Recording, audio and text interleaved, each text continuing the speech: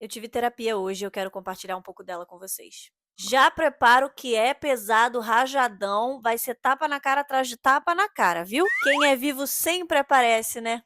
Eu sou Natália Manes, esse aqui é o meu canal no YouTube que pouca gente sabia que eu tinha. E se você ainda não conhece, eu te convido a se inscrever nesse exato momento. Há uns bons dias já eu tenho alguma coisa na minha cabeça que tá me incomodando. As coisas estão bem, eu tô feliz, mas alguma coisinha aqui atrás estava errada. E hoje eu decidi finalmente abordar esse ponto na análise. E a minha analista Larissa falou pra mim: "Eu sei que tem alguma coisa aí já tem bastante tempo, então ela tá sabendo mais que eu, como sempre, só que eu também não sei o que que é. Vamos descobrir juntas." Será que ela falou a verdade? Aí nunca vou saber. A gente começou a falar sobre algumas coisas, algumas questões, ela começou a me perguntar, até que a gente finalmente caiu no ponto que é amizade. Deu pra perceber pela minha expressão e também pela minha linguagem corporal que esse assunto pega num ponto específico. Eu fico na defensiva. Eu cresci e fui criada no caos. As coisas elas nunca eram estáveis, era sempre mudando. E quando eu começava a me acostumar mais ou menos, pum, mudava de novo, mudava de casa, mudava de estado, mudava de escola, mudava de absolutamente tudo. E eu recomeçava do zero. Até que chegou um ponto na minha infância que eu parei de me acostumar. Eu parei de criar laço, parei de criar vínculo, parei de me aprofundar nas coisas e nos lugares e nas pessoas e nas relações.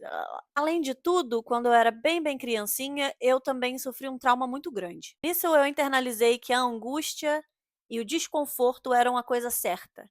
Era a única forma de se viver. Era assim mesmo que a vida era.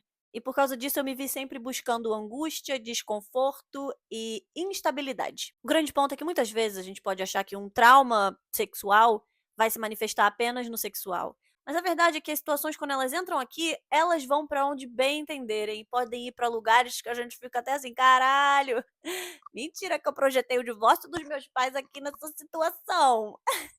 Ih, tô maluca". E um grande lugar onde eu depositei as angústias e as instabilidades que eu acreditei que a vida deveria ter, foi nas minhas relações no geral, mas principalmente nas minhas relações de amizade. Eu tenho muita dificuldade de confiar. Muita. Pra mim é extremamente difícil aceitar que alguma pessoa é confiável ao ponto de eu contar meus objetivos, de eu contar as coisas que eu conquisto, de eu contar as minhas tristezas, os meus pontos fracos. É muito, muito difícil pra mim. Eu, apesar de falar e falar e falar na internet, e parecer que eu tô abrindo várias coisas pra vocês, eu não tô abrindo nada. Tanto que quando eu me aprofundo, vocês sentem e vocês percebem que eu tô falando de uma forma mais séria, mais profunda sobre algo que realmente mexe comigo. Na minha vida eu não sou diferente, porque o que eu sou aqui pra vocês é exatamente o que eu sou durante os meus dias com as pessoas ao meu redor. E aí quando eu aceito e decido e faço a escolha de confiar em alguém, por algum motivo alguma chave vira na minha cabeça que eu viro uma imbecil, eu me transformo numa idiota, porque aparentemente eu não sabia o que que era meio a meio. Na minha cabeça ou era muito ou era nada. E aí agora eu aprendi que não é assim. Depois que eu finalmente consegui abordar o meu trauma de criança na análise, foi quando a gente começou a diminuir um pouco essa angústia que eu vivia. Porque era realmente eu era englobada por esse trauma, por essa visão, por essa situação horrível.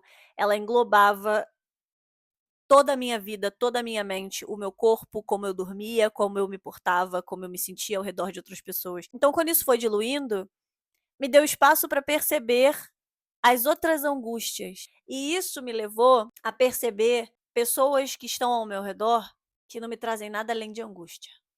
E eu não estava percebendo. E o grande problema é que quando a gente percebe uma coisa, não tem mais como deixar, né? Não tem mais como deixar de ver. Eu não sei se você também é assim, mas eu tenho um mecanismo aqui dentro de mim que eu apago mesmo coisas ruins. A pessoa pode ter sido a grandíssima filha da puta comigo. Vai passar um tempo, eu vou esquecer, eu vou cagar pra aquela situação. E isso é ótimo, porque eu não dou grandes importâncias para as pessoas que não merecem grandes importâncias. Só que também é negativo porque uma pessoa que tá perto de mim, que já fez eu me sentir mal várias vezes, eu posso acabar esquecendo que aquela pessoa fez eu me sentir mal várias vezes. E focando só nas coisas boas. A Larissa me falou assim, ela estava vendo uma aula que dizia que o capitalismo é feito para os perfeccionistas. Eu sou uma pessoa extremamente perfeccionista, o que significa que eu trago a responsabilidade de absolutamente tudo pra cima de mim, porque eu tenho que consertar. Eu não posso errar. Que é tudo que o capitalismo quer, né? Você, indivíduo, é responsável por tudo. Você tem que ser melhor, você tem que fazer, se você não estiver fazendo, é você que não tá conseguindo, não é o sistema. E isso funciona tanto pra mim, muitas vezes coisas que a outra pessoa fez e falou eu trazia pra mim de tipo: "Por que que eu tô interpretando dessa forma? Por que que eu estou ficando tão machucada por algo assim? Por que que eu estou deixando que isso me afete tanto? Eu sou tão frágil a esse ponto?". E aí a pessoa faz algo que me deixa extremamente insegura e eu falo: "Nossa, por que que eu não tô confiando nessa pessoa? Por que que eu tenho tanta dificuldade de confiar nos outros?". Quando na verdade, existe o outro. E a minha pergunta devia ser: "O que que essa pessoa tá fazendo que tá me causando insegurança?". Por que que essa pessoa não me deixa segura? Percebeu a diferença absurda que isso faz? E muitas coisas que aconteciam de bom e de diferente e que eu pensava em contar, eu falava: "Nossa, mas se eu contar isso aqui, não sei se a pessoa vai aceitar muito bem ou se a pessoa vai ficar muito feliz ou". E aí eu trazia pra mim de: "Nossa, eu tenho realmente muita dificuldade de confiar". Não, às vezes a pessoa ela não é confiável, bem. Às vezes a pessoa ela não é confiável.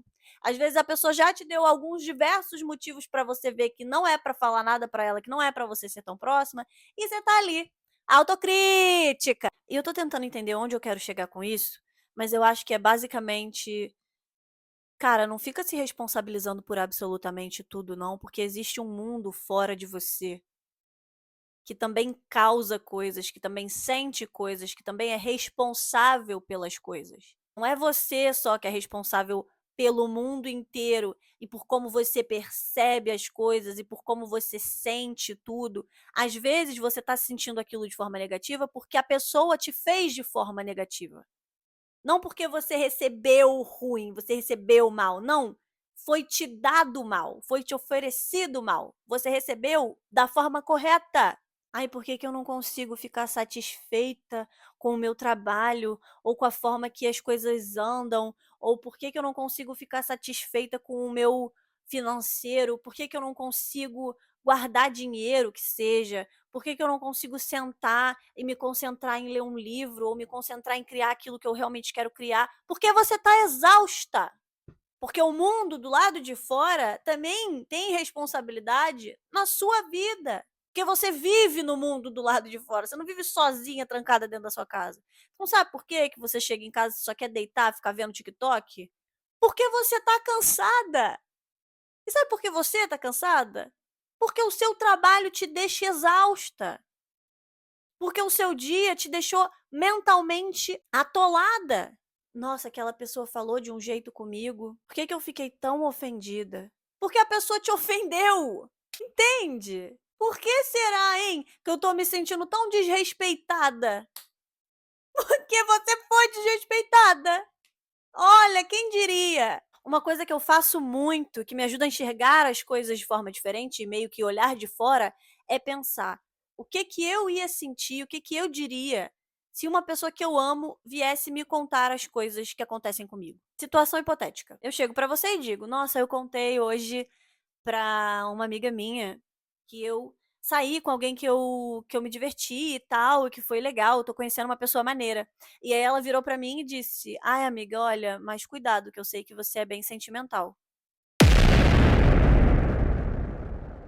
Antes, a minha primeira reação seria: "Nossa, por que que eu me senti desconfortável com isso? Ela só tá cuidando de mim". Só que quando eu imagino alguém que eu amo me contando essa mesma história, a minha reação ia ser: "Nossa, que vagabunda, caralho, ela não consegue nem ficar feliz pelo jeito que você tá? Tem que já quebrar suas expectativas? Te deixar insegura imediatamente? Então por que que eu me trato assim, mas eu trato uma pessoa que eu amo de forma diferente?". E é assim que eu consigo medir as coisas um pouco melhor do: "Cara, será que eu tô sendo injusta comigo mesma?".